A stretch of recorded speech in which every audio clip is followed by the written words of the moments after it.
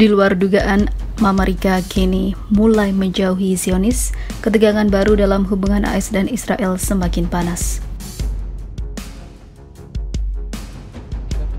Over the coming weeks, my colleagues throughout the mission will discuss in more details how our strategic framework agreement addresses all aspects of our bilateral relationship: political, economic, cultural, educational, and science.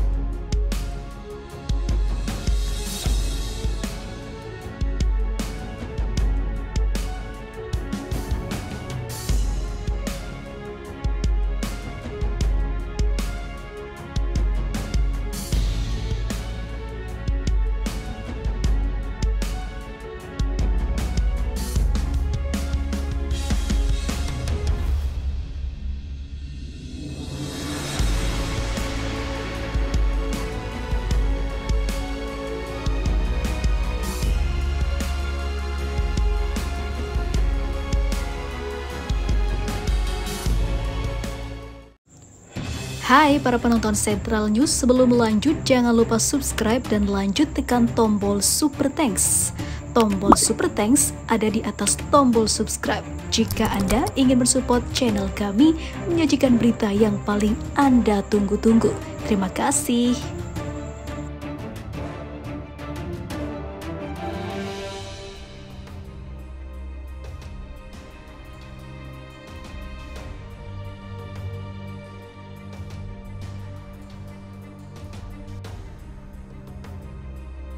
Sejak berkuasanya Joe Biden di Gedung Putih pada Januari 2021, hubungan Washington dan Tel Aviv senantiasa mengalami banyak pasang surut.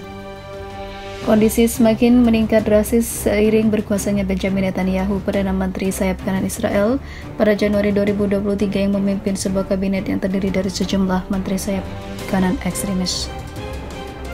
Antara lain, setelah penolakan Biden terhadap persetujuan reformasi peradilan Netanyahu, pejabat pemerintah Netanyahu mengkritik campur tangan Washington dalam urusan dalam negeri Israel. Hal ini terlepas dari kenyataan bahwa dalam beberapa hari terakhir terjadi perdebatan verbal dan propaganda berskala luas antara pejabat senior Amerika dan juga Israel. Bezalel Smotrich, Menteri Keuangan rezim Zionis, mengkritik kebijakan dan juga tindakan Amerika Serikat di Irak dan Afghanistan dan menuding Washington bermuka dua melanggar hak asasi manusia. Smotrich berkata, "Saya tidak berbicara tentang Amerika dan tindakan mereka di Afghanistan dan Irak. Mereka seharusnya tidak berkhotbah kepada kita tentang hak asasi manusia, tidak kepada militer Israel, tidak kepada kita di tingkat politik. Ini adalah kemunafikan yang tidak bandingnya," ungkapnya. Komentar itu muncul setelah Amerika Serikat mengecam komentar Menteri Keamanan Nasional sayap kanan Israel Itamar Ben-Gvir tentang Palestina sebagai retorika rasis. Meskipun kecaman dari Amerika Serikat, Ben-Gvir tidak meminta maaf atas kata-katanya dan kemudian berkata, "Saya tidak hanya tidak menarik kembali kata-kata saya, tetapi saya katakan sekali lagi, hak kami untuk kembali ke rumah dengan damai dan berjalan di tepi barat lebih besar dari sekedar hak kebebasan bergerak warga Palestina yang tinggal di tepi barat." Smotrich dan Ben-Gvir mendukung pembangunan distrik Zionis di wilayah Palestina dan secara terbuka menuntut aneksasi sebagian besar tepi barat ke wilayah pendudukan Palestina. Mengingat Departemen Luar Negeri Amerika Serikat menganggap pernyataan Menteri Keamanan Internal Israel Ben-Gvir sebagai retorika rasis dan Menteri Keuangan Israel juga menilai Amerika munafik, dapat dikatakan bahwa kedua belah pihak benar. Dengan kata lain, kedua belah pihak telah memaparkan fakta tentang sifat rasis Israel di satu sisi dan tindakan serta sikap Amerika yang munafik dan bermuka dua terhadap hak asasi manusia di sisi lain. Hubungan antara pemerintahan Biden dan rezim Zionis telah mengalami berbagai ketegangan sejak terpilihnya kembali Perdana Menteri sayap kanan ekstremis itu, Benjamin Netanyahu, yang terkait dengan partai-partai ultra ekstremis di Palestina pendudukan dan juga sebagai akibat masuknya elemen sayap kanan ekstrim ke dalam kabinet Netanyahu.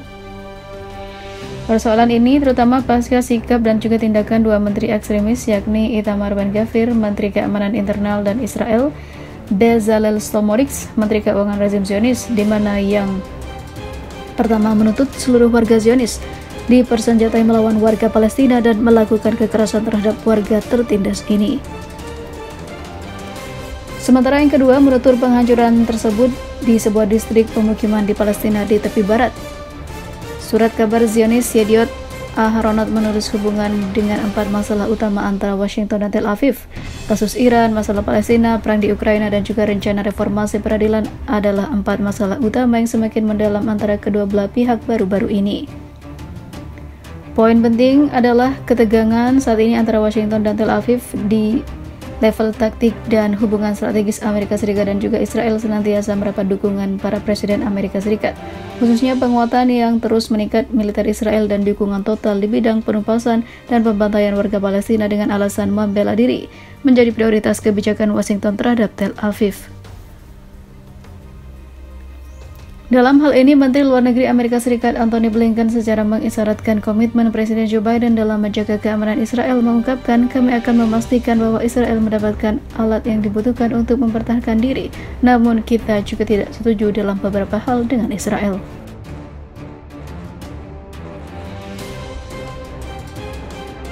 Mantan Perdana Menteri Israel Yair Lapid dilaporkan telah memperingatkan bahwa hubungan negaranya dengan Amerika Serikat telah sangat memburuk di bawah kepemimpinan penggantinya Benjamin Netanyahu, sehingga Washington tidak lagi menjadi sekutu terdekat negara Zionis itu. Lapid membuat komentar pada hari Senin di pertemuan faksi partai oposisi Yesh Atid. Menurut Times of Israel, dia berargumen bahwa pemerintah Netanyahu menghancurkan aliansi dengan Amerika Serikat dengan mencoba meloloskan reformasi peradilan yang kontroversial. Pemerintah Israel memimpin kita ke dalam krisis ini, membuat perubahan terbesar dan paling dramatis pada rezim dalam sejarah kita, tanpa mengadakan satu diskusi pun, bahkan tidak satu pun, tentang konsekuensi ekonomi, keamanan, sosial, dan politik dari langkah tersebut, kata Lapid, seperti disitir dari Russia Today. Sedangkan dalam wawancara berita Channel 12, dia berargumen bahwa negaranya sedang terbelah dua. Orang Amerika mengatakan mereka tidak memiliki nilai yang sama dengan pemerintah ini. Itu mempengaruhi setiap aspek hubungan Amerika Serikat Israel, perhatian mereka dan kesediaan mereka untuk meninggalkan zona nyaman demi kepentingan Israel. Mereka tidak akan melakukannya untuk pemerintahan paling ekstrim dalam sejarah negara itu, kata Lapid.